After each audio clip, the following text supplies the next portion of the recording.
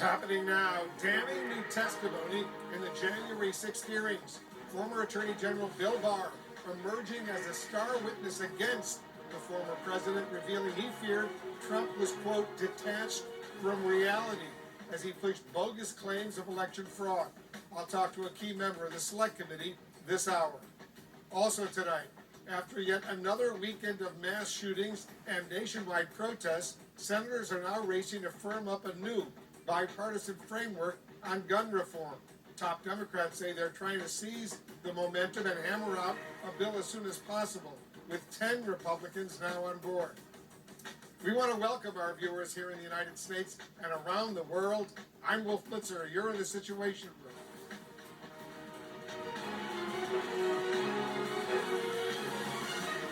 We begin with the new evidence that then President Trump was repeatedly told by some top officials and closest advisors that the 2020 presidential election was not stolen. But January 6th investigators say he didn't care. Our Ryan Nobles has all the top lines from today's hearing. It was a lie that began on election night. We were getting ready to win this election. Frankly, we did win this election. Donald Trump's false claim that he won the 2020 election before all the votes were counted. A lie he continues to peddle. One that some of his closest advisors told the January 6th committee they didn't believe. Like his attorney general. He's become detached from reality if he really believes this stuff. His campaign manager. I didn't think what was happening was necessarily honest or professional at that point in time. So that led to me stepping away. And several top campaign lawyers. I remember telling him that I didn't believe the Dominion allegations. What they were proposing, I thought was nuts. And then the theory was also completely nuts. Trump's insistence that he won the election despite a wide range of evidence to the contrary is at the core of the committee's argument that he purposefully and potentially criminally worked to prevent the certification of the election results. Thousands of votes are gathered and they come in and they're dumped in a location, and then all of a sudden you lose elections if you think you're going to win. A conspiracy that ultimately led to his supporters storming the Capitol on January 6th. I told him that the stuff that his people were shoveling out to the public was bullshit. I mean, that the claims of fraud were bullshit. That all the early claims that I understood were completely bogus and silly. Former Attorney General Bill Barr telling the committee that he made it clear to Trump the Department of Justice would not help investigate claims of fraud that were not based in fact. The department doesn't take sides in elections, and the department is not an extension of your legal team. And at one point, people like Mark Meadows and Jared Kushner claimed they were close to getting Trump to understand he lost. He said, look, I think that he's becoming more realistic and knows that there's a limit to how far he can take this. And then Jared said, yeah, we're working on this. We're working on it. Bill Stepien, Trump's former campaign manager, was expected to appear live. But after his wife went into labor, he bowed out. The committee playing excerpts from his explosive deposition instead, with him detailing election night in the White House. It was far too early to be making any calls like that. Ballots were still being counted. Ballots were still going to be counted for days. And did anybody who was a part of that conversation disagree with your message? Yes. Who was that? The president disagreed with that. The result was a methodical rejection of Trump's claims of fraud delivered by his campaign and White House advisors, respected professionals who said Trump stopped talking to them. There were two groups of them. We called them kind of my team and Rudy's team.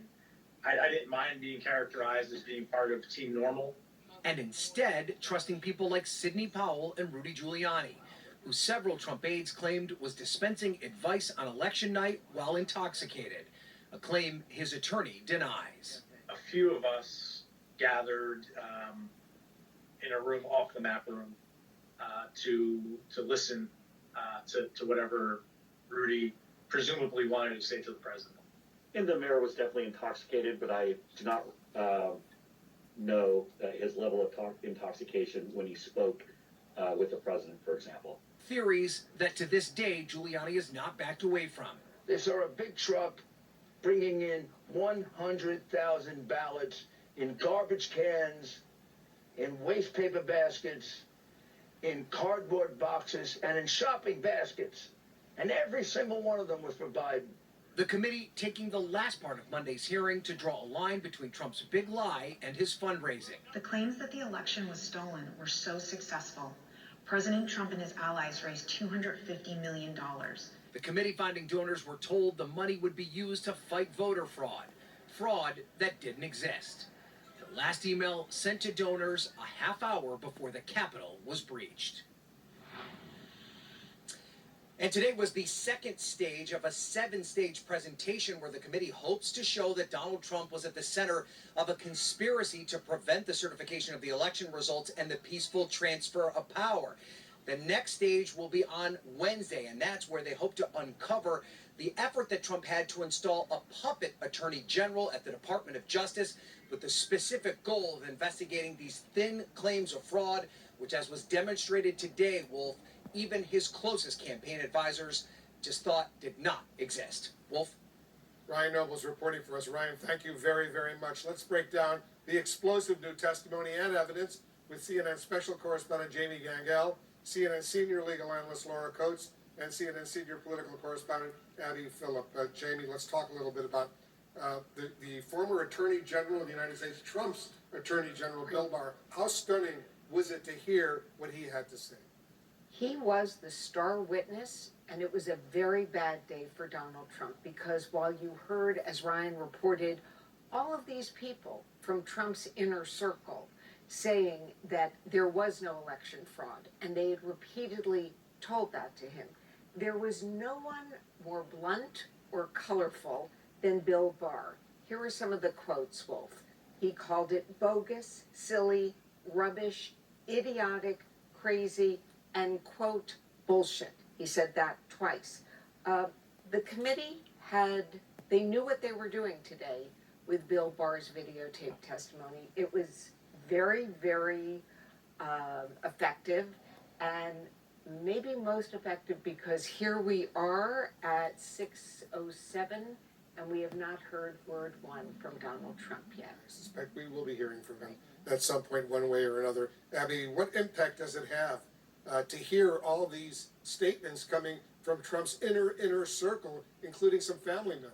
Yeah, I mean, I think with the exception of the one person who was a journalist, the former Fox political director, every person that the committee has used to make this case against the big lie has been a Republican, has been someone, for the most part, almost all of them, someone who worked for Donald Trump himself. They are dismantling the big lie from the inside. These are all people who actually helped Trump perpetrate the lie in many ways by not saying anything publicly.